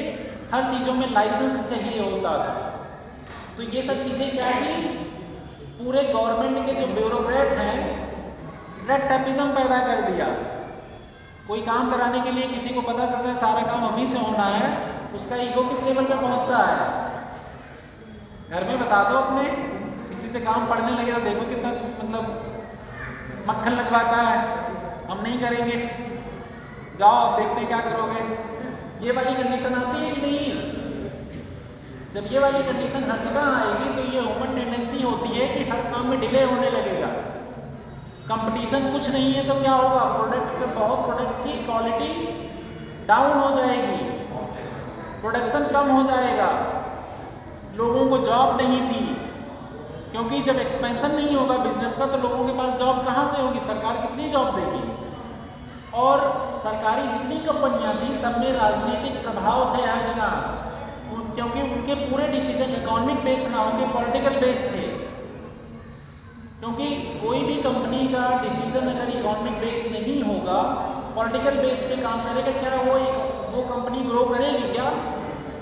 क्योंकि फैक्ट पे ग्रो करनी चाहिए ना कंपनी, कि फ़ायदा नुकसान क्या है, क्या टेक्नोलॉजी अपनाई जाए, इस पर फोकस होना चाहिए ना कंपनी का। तो ये सब प्रॉब्लम्स बहुत ज़्यादा थी। और सबसे बड़ा ब्यूरोक्रेटिक टेपिज्म था। ब्यूरोक्रेटिक हर्डल बहुत बड़े थे।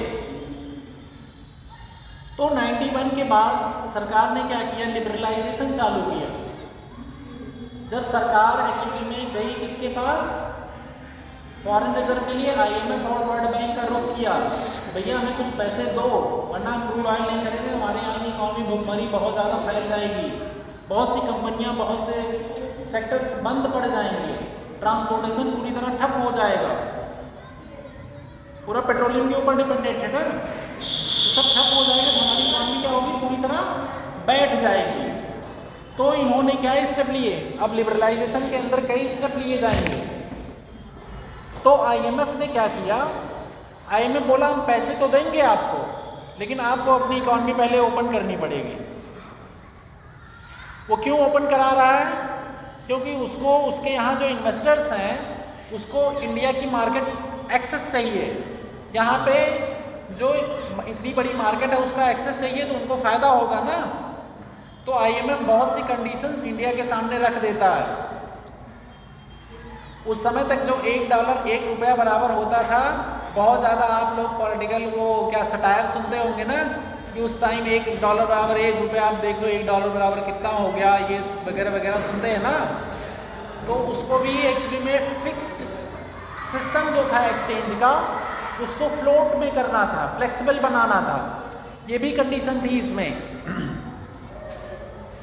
फ्लेक्सिबल, फिक्स्ड और फ्लोटिंग सिस्टम मैंने पढ़ाया हुआ है, अभी मत बोलना कि मैं भूल गया हूँ, तो वो तुम्हारे लोगों की गलती, हम नहीं जानते, पढ़ाया हुआ ना, याद नहीं है लेकिन पढ़ाया हुआ ना, फिक्स, फ्लोटिंग और क्या कहते हैं फ्लेक्सिबल सिस्टम करेंसी का पढ़ाया था मैंने, ठीक। तो ये सब कंडीशन एक्चुअली में इंडिया के सामने IMF रखता है, तो इंडिया उन चीज़ों को कुछ को एक्सेप्ट करता है, कुछ में मॉडिफाई कराता है, तो उसके बेसिस पे इंडिया की इकॉनमी में लिबरलाइजेशन, प्राइवेटाइजेशन और ग्लोबलाइजेशन चालू होता है। अब लिबरलाइजेशन में कौन कौन से स्टेप लेते हैं, कुछ पॉइंट्स हैं उसके, वो लिखा देते हैं हमारे। बाकी और कहानी इसमें आप लोग पढ़िएगा तरह सुकून से, और कहानियाँ मिलेंगी, मज़ा आएगी पढ़ने में।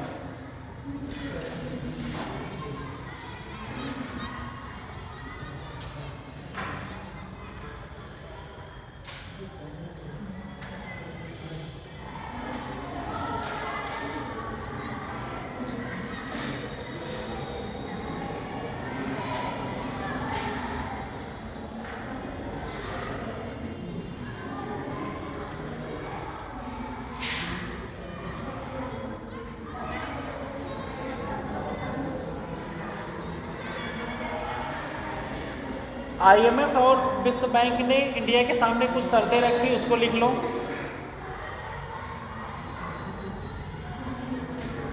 उन शर्तों के अनुसार भारत को अपने राजकोषीय घाटे, फिस्कल डेफिसिट और मुद्रा आपूर्ति की दर को कम करना था।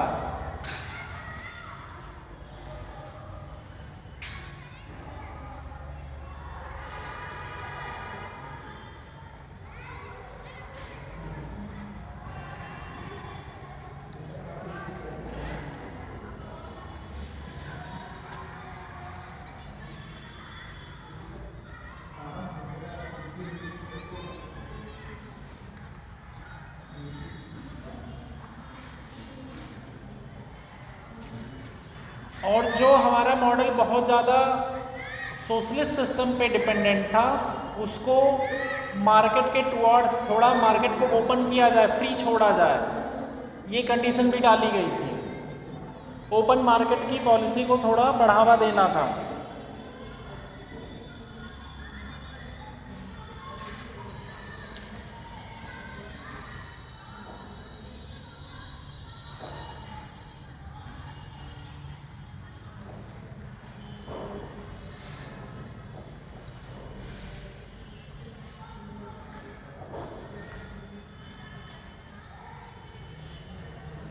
अब इसमें इंटरनल सेक्टर लिबरलाइजेशन किया गया। अब लिबरलाइजेशन में आ जाइए क्या क्या किया गया।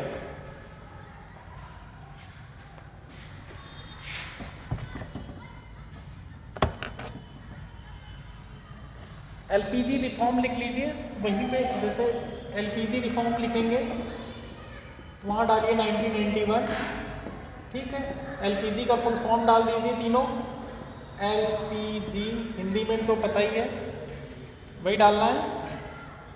अब लिबरलाइजेशन के उसके बाद आइए, लिबरलाइजेशन में क्या क्या डालना है।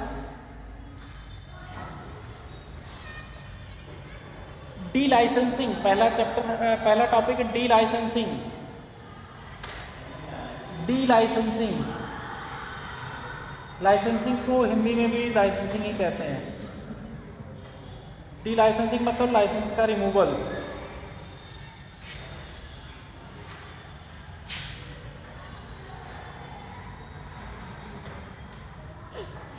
लिबरलाइजेशन मतलब बेसिकली होता है कि ब्यूरोक्रेटिक कंट्रोल और गवर्नमेंट कंट्रोल को कम करना, इसको बहुत मिनिमाइज करना, ठीक है। अब डी लाइसेंसिंग में टॉपिक आएंगे, एक तो removal of licence raj, licence raj का रिमूवल, हटाना। अगला पॉइंट, अब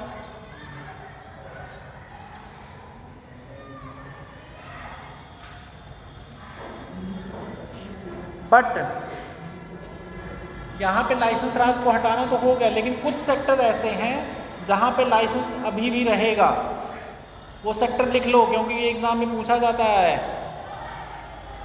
सेक्टर्स हो गए alcoholic drinks, tobacco product,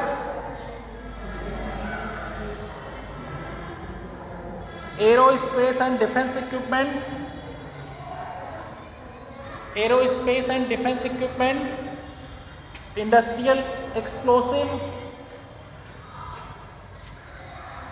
gun powder,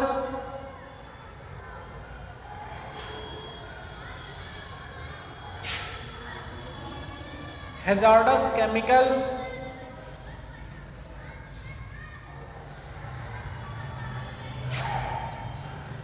nitrocellulose matches,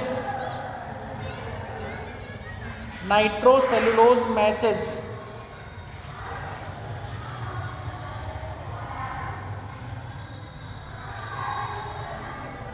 ठीक है।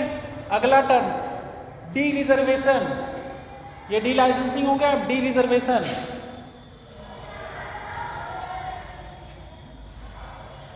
डी रिजर्वेशन मीन्स हो गया बहुत से सेक्टर जो सिर्फ रिजर्व थे गवर्नमेंट सेक्टर को लिए, अब कई सेक्टर्स उसमें से प्राइवेट सेक्टर के लिए भी ओपन कर दिए गए। जो पहले सिर्फ रिजर्व थे, जैसे अभी रिसेंटली कोल सेक्टर बीच में सिर्फ रिजर्व था, उसके लिए 2019 वाले पॉलिसी में प्राइवेट सेक्टर के लिए भी ओपन किया गया। ऐसे ही रिजर्वेशन उस समय भी कई सेक्टर ऐसे थे सिर्फ गवर्नमेंट सेक्टर के लिए ओपन थे। बहुत से सुनते होंगे कंपनियां कि गवर्नमेंट पहले सिर्फ गवर्नमेंट काम करती थी, बाद में प्राइवेट का भी इंटरव्यू आया, प्राइवेट कंपनियां आने लगी उसमें। इसी तरह जैसे पेट्रोलियम ज़्यादातर पहले क्या था, गवर्नमेंट के हाथ में था, फिर उसमें प्राइवेट के प्लेयर्स इंक्लूड हुए।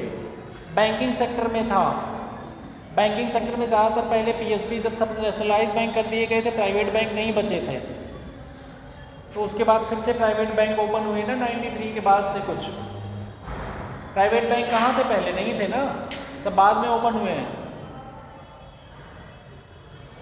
अगला है डी रेगुलेशन। डी रेगुलेशन में ही टोका टाकी सरकार को कम करनी है। डी रेगुलेशन, रेगुलेशन की हिंदी क्या होती है, नियमन, नियमन होती है ना, विनियमन नहीं, नियमन। डी रेगुलेशन मतलब डीरेगुलेशन मतलब कम करना, मतलब रेगुलेशन को कम करना, बहुत ज़्यादा इंटरवेन, एक फैसिलिटेटर का रोल अदा करो आप।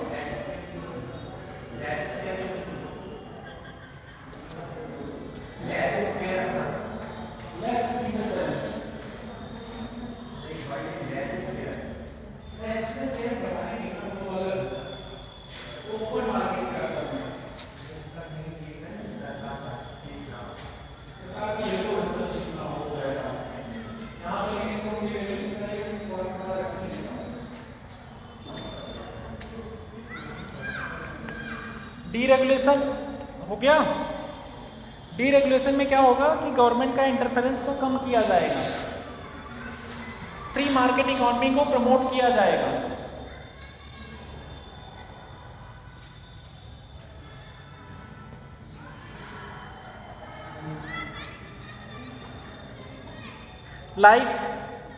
पहले क्या था, कंपनियों के को प्रोडक्शन कोटा रखा जाता था, आप इतना ही सामान प्रोड्यूस करेंगे।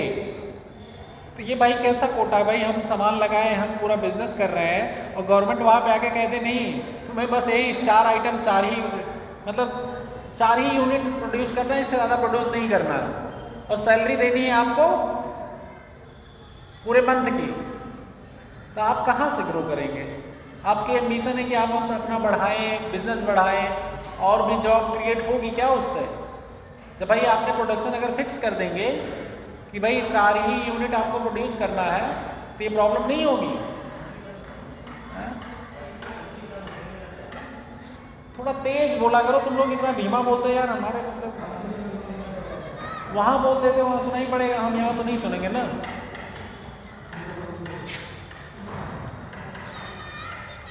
ठीक है। और इंस्पेक्शन पावर को भी कम किया गया, गवर्नमेंट की इंस्पेक्शन पावर को भी कम किया गया इसमें। Removal of MRTP limit. अगला पॉइंट है डी कंट्रोल।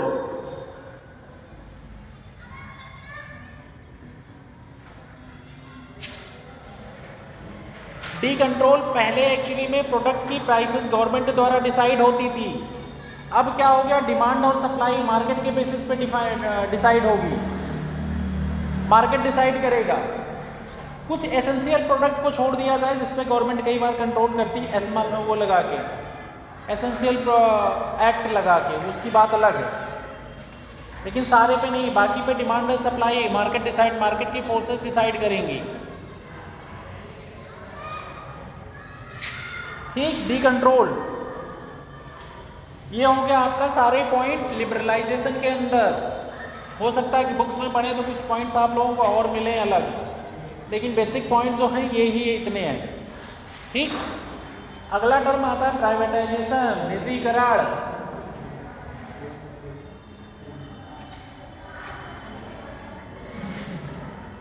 बातें लेकिन तुम लोगों की बंद नहीं होती, बहुत बातें करते हो, पढ़ते पढ़ते बीच बीच में लाओ थोड़ी देर बात कर लेते, पीछे मुड़ के बात कर लो, आगे बात कर लो।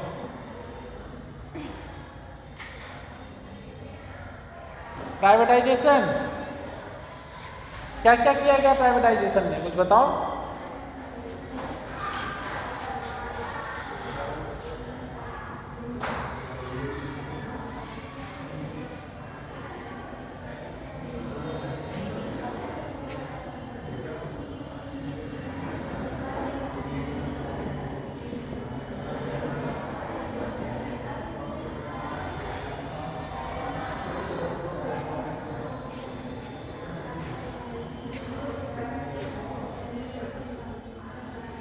डी लाइसेंसिंग वाले जो सेक्टर है ना, उसको और भी डिटेल देख लेना, अगर कोई छूटा होगा तो वो पढ़ लेना और उसको याद कर लेना, क्योंकि वो ऑब्जेक्टिव एग्जाम में पूछे जाते हैं, पीसीएस के भी, यूपीएससी के भी कभी कभी डाल देते हैं। और ये आने वाले, क्योंकि करंट में भी कई चीज़ों में बदलाव किए जाते रहते हैं। ये अभी तक जो अपडेटेड थे मेरे पास डाटा, मैंने उसमें से लिखवाया है।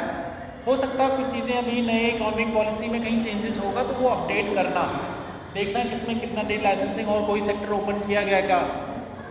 जैसे डिफेंस सेक्टर को प्राइवेट प्लेयर के लिए ओपन किया गया ना, अभी पहले प्राइवेट प्लेयर के लिए ओपन नहीं था, लेकिन मेक इन इंडिया जब चलाया गया तो उसमें प्राइवेट प्लेयर को भी डिफेंस सेक्टर में डाला गया। पहले प्राइवेट सेक्टर के लिए ओपन नहीं था डिफेंस सेक्टर। प्राइवेटाइजेशन का मतलब ये हुआ किसी कंपनी का, लेकिन ये तो हमने बताया हुआ है यार, प्राइवेट का मतलब क्या होता है।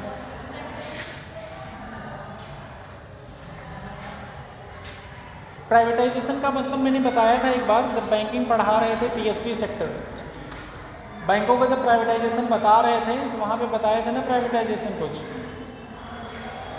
क्या बताया था? अरे तो बैंकों का हाथ है, लेकिन कुछ बताए रहे होंगे टर्म ना, डिफाइन किया रहा होगा कि निजीकरण कब होगा। वैशाली जी बताइए।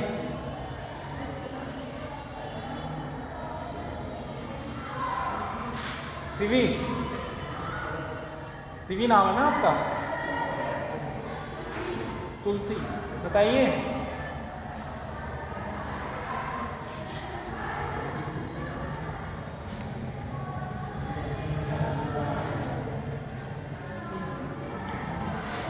बाल थोड़ा सही कर लिया करो यार, ऑक्टोबर चले हैं।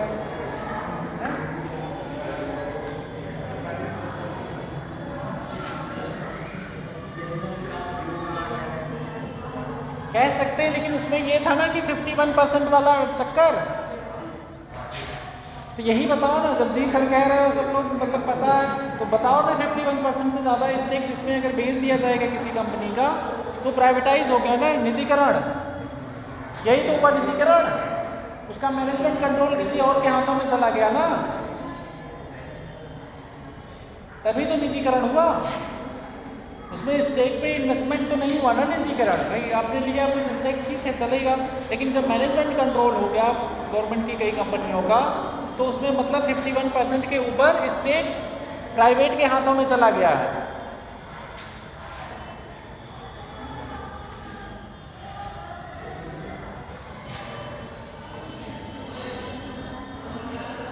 इसी को प्राइवेटाइजेशन कहा जाता है।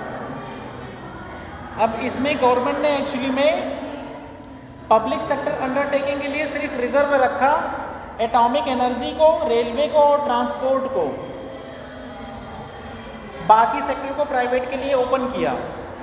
एटॉमिक एनर्जी, रेलवे और ट्रांसपोर्ट को गवर्नमेंट सेक्टर, पब्लिक सेक्टर के अंडरटेकिंग के लिए रिजर्व रखा, बाकी को प्राइवेट के लिए ओपन किया। Atomic energy, railway and transport sector है कुछ।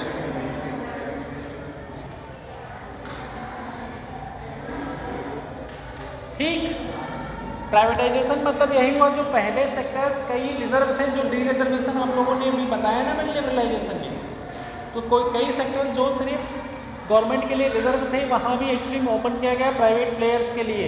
इसी को प्राइवेटाइजेशन कहा गया। ठीक, अगला टॉपिक आता है ग्लोबलाइजेशन, वैश्वीकरण।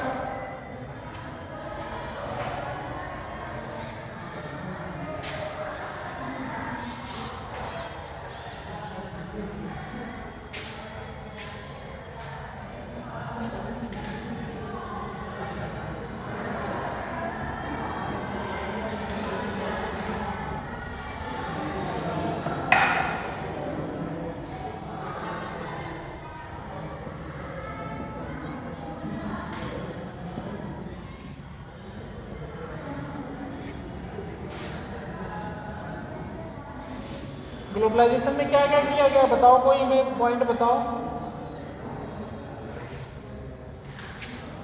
बताओ पॉइंट।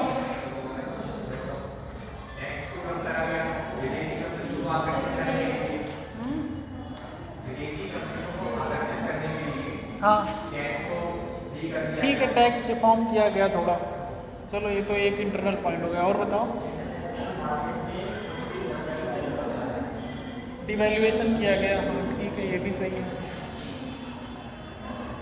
करंट अकाउंट और ये बताओ ना, ओपन किया गया मार्केट को, और क्या होगा बताओ ना, हमें नहीं पता, तो बताओ और क्या किया गया, मार्केट बताओ ना कुछ। FDI, FII ये सब नहीं याद आ रहे हैं। इन्वेस्टमेंट को बढ़ावा दिया गया, दूसरी कंपनियां यहाँ ओपन होने लगी, एक्सटर्नल कमर्शियल बोरोइंग हुआ।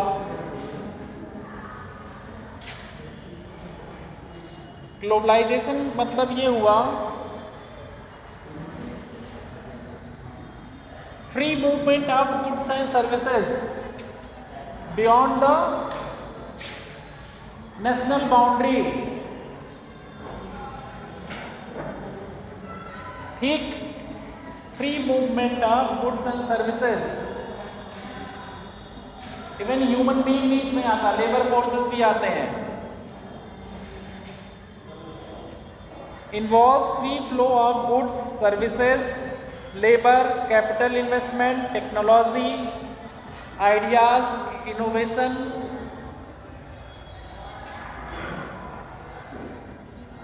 between the different nations. कौन कौन से टॉपिक आए? गुड्स एंड सर्विसेज आया, टेक्नोलॉजी आया, लेबर आया, कैपिटल इन्वेस्टमेंट है। ये सब क्या इसमें आएंगे? जो नेशनल बाउंड्री के बियॉन्ड जा रहे हैं, ये कहाँ पे आ रहे हैं? ग्लोबलाइजेशन वैश्वीकरण के अंदर जा रहे हैं।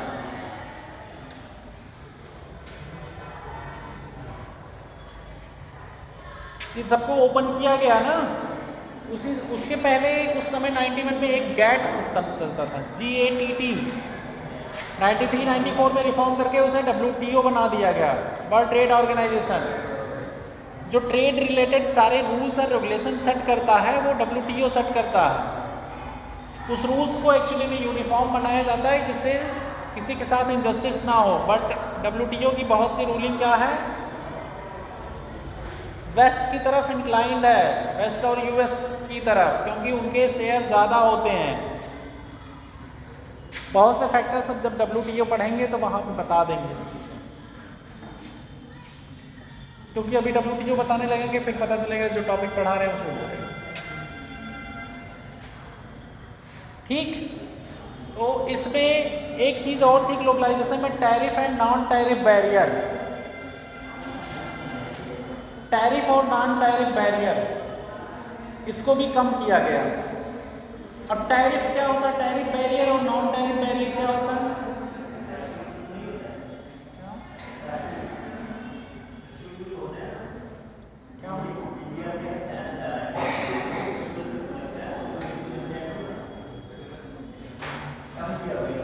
क्या कम किया गया? प्रशुल्क, हाँ कम किया जाना हुआ था, वही आता टैरिफ में, वही आता टैरिफ। टैरिफ बैरियर में जो डिफरेंट काइंड ऑफ टैक्सेस हमने पढ़ाए थे आप लोगों को, कई टाइप के टैक्स पढ़ाए थे ना, इंपोर्ट ड्यूटी, कस्टम ड्यूटी, ये सब पढ़ाया था ना। इन सब ड्यूटी को जो निकला है सर, इनको कम किया गया, इंपोर्ट ड्यूटी को कम किया गया, एक्सपोर्ट ड्यूटी को कम किया गया, इन सब चीज़ों पे ये सब टैरिफ बैरियर में आते हैं। जब बहुत ज़्यादा अगर टैक्स बढ़ा दोगे तो कोई इंपोर्ट क्यों करेगा? नहीं करेगा। टैक्स बढ़ा दोगे तो एक्सपोर्ट टैक्स बढ़ा दिए तो एक्सपोर्ट क्यों करेगा? नहीं करेगा ना। ये सब टैरिफ बैरियर में आते हैं। और नॉन टैरिफ बैरियर क्या होते हैं?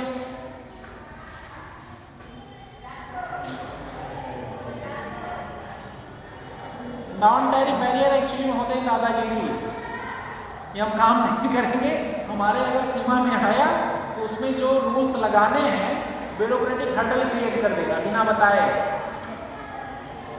जैसे कई बहानेबाजी तुम लोग भी करते होगे ना, दोस्तों में मम्मी पापा से काम आ रहा बिना मतलब बीमार पड़ गए, दर्द कर रहा है, शरीर दर्द कर रहा है, अभी कर देंगे, आपको कितनी जल्दी क्या पड़ी, कहते हैं ना इतनी जल्दी क्या पड़ी, कर देते हैं और पता चला करते करते शाम हो गई और बहानों की लिस्ट खत्म नहीं होती। इसी को कहते हैं नॉन टैरिफ बैरियर। यही क्या करती है सरकार, जिस कंट्री से एक्चुअली में रिलेशन थोड़े से इंक्रीजमेंट हो या जिन चीज़ों का एक्चुअली में चाहती हो इंपोर्ट कम हो, तो क्या करेगी वो कस्टम के रूल्स में ऐसा फंसा देगी, रोज़ वहीं उलझाए रखेगी कि आप आओ देखते हैं वो चीज़ हो पाएगा, अच्छा ये दिक्कत है, ये चीज़ कंप्लीट करो, वो कंप्लीट करो। तो उसमें क्या होता है, वो एडमिनिस्ट्रेटिव हर्डल्स ऐसे क्रिएट किए जाते हैं कि आप उसमें वहाँ डेली घूमते रह जाओ। जो बहाने आप मारते हो घर पे बैठ के या दोस्तों के बीच में, वही बहाने वहाँ फिर सरकार टू सरकार मारे जाते हैं। वही क्या होते हैं नॉन टैरिफ बैरियर, जिसका कोई बेस और इम्प्लीमेंटेशन वो नहीं है। और भी कई चीज़ें हैं कि जैसे नॉर्मल कोई फॉल्ट हो गया या प्रॉब्लम हो गई ट्रांसपोर्टेशन में, या कोई जेन्युइन रीज़न हो गया, किसी वजह से काम नहीं हो पा रहा है या टेक्निकल फेलियर हो गया, तो वो सब हो गए। लेकिन जनरली नॉन टैरिफ बैरियर में यही सब आता है। अब सब्जी किसी के पास नहीं हो गई, सब्जी खराब हो जाएगी ना, कोई पेरिसेबल आइटम आया कहीं से इंपोर्ट होके और वो कस्टम से पास ना हो टाइमली, ये क्या होगा, खराब हो जाएगा। और अगर बहुत ज़्यादा दिन तक कस्टम में रुक गया और उसके बाद अगर पास हुआ तब तक वो टाइम के अनुसार उसमें ट्रांसपोर्टेशन कास्ट, उसका रख रखाव का कास्ट बढ़ चुकी होगी ना, तो वो मार्केट में आएगा, उसका रेट ऑलरेडी बहुत हाई हो जाएगा। और टाइम पे कोई चीज़ जब लोगों को मिलेगी नहीं तब भी लोग उसे डिस्कार्ड कर देंगे। जिसको रिक्वायरमेंट थी उस समय तुमको सामान नहीं मिला तो क्या होगा, वेस्ट हो जाएगा फिर। ये सब क्या हर्डल हुई, नॉन टैरिफ बैरियर के अंदर में आते हैं। इन सबको एक्चुअली में रिड्यूस करने की बात की गई और अभी भी WTO सब पे प्रेशर बनाता है कि नॉन टैरिफ बैरियर को पूरी तरह खत्म कर दीजिए, सब कुछ ऑनलाइन कर दीजिए, सब कुछ ट्रांसपेरेंट कर दीजिए। लेकिन कोई भी सरकारें कहीं की भी ये करने को रेडी नहीं है, कहीं की भी। जैसे कई बार होता था, एग्जाम्पल के तौर पे जब मैं बाहर जाता था तो रसिया में जो आइटम हमें मंगाने पड़ते थे कंपनी की तरफ से, US की कंपनियों से, तो उसमें समस्या ये आती थी, वहाँ से आने के बाद वो कस्टम में पड़े रहते थे महीनों 2 महीनों तक। तो ये पहले से कंफर्म रहता था कि वहाँ से उस कंट्री से, क्योंकि दोनों कंट्रियों में क्या चलता है, कोल्ड वार टाइप की कंडीशन, तो ये पहले से पता रहता था कि अगर हमें कोई सामान मंगाना है वहाँ से तो हमें भी ये ऑर्डर बहुत पहले प्लेस करना पड़ेगा। अदरवाइज़ वहाँ पे क्या रहेगा, वो कस्टम में फंसा रहेगा और आप कितने चक्कर मार लीजिए वो निकलने वाला नहीं है वहाँ से। उसका सबको पता है कि महीने 2 महीने 3 महीने जाके बार बार वहाँ फॉलो अप लो और फिर पता चलेगा, अगर उन्हें पता चल गया ख़राब होने वाला तो ख़राब हो जाएगा। वो दोनों जगह है, चाहे US में आप गए तो US में भी यही कंडीशन होती थी कि अगर उनके इन कंट्रियों का, अब जैसे हमारे यहाँ पाकिस्तान का होगा, चाइना का होगा, हो सकता है हमारे यहाँ नहीं होता है। तो इन चीज़ों का बहुत ज़्यादा बिजनेस में फ़र्क पड़ता है, इसीलिए इन चीज़ों को एक्चुअली में नॉन टैरिफ बैरियर को ख़त्म करने की बात की जाती है। समझ में आया टैरिफ और नॉन टैरिफ बैरियर क्या होते हैं? लिख लेना थोड़ा बहुत इसमें जो समझ में आ रहा, और उसके बाद बुक में दिया हुआ जो बुकलेट है उसमें थोड़ा और पढ़ लेना, बुक इस लैंग्वेज मिल जाएगी। एग्जाम्पल देना, अब घर वाले एग्जाम्पल मत लिखाना भाई, वो तो मैंने समझाने के लिए दिया है। तो लोगों वाले जो एग्जाम्पल दिए वो मैंने समझाने के लिए दिए हैं, उसे मतलब कहीं नोट डाउन मत करना।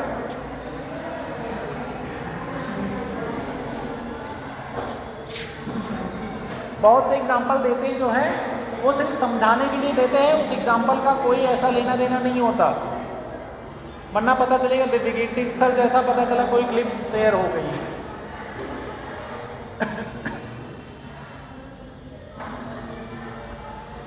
ठीक, अब अगला पॉइंट लिखेंगे, इसमें मेरिट और डिमेरिट, फायदा नुकसान क्या क्या हुआ।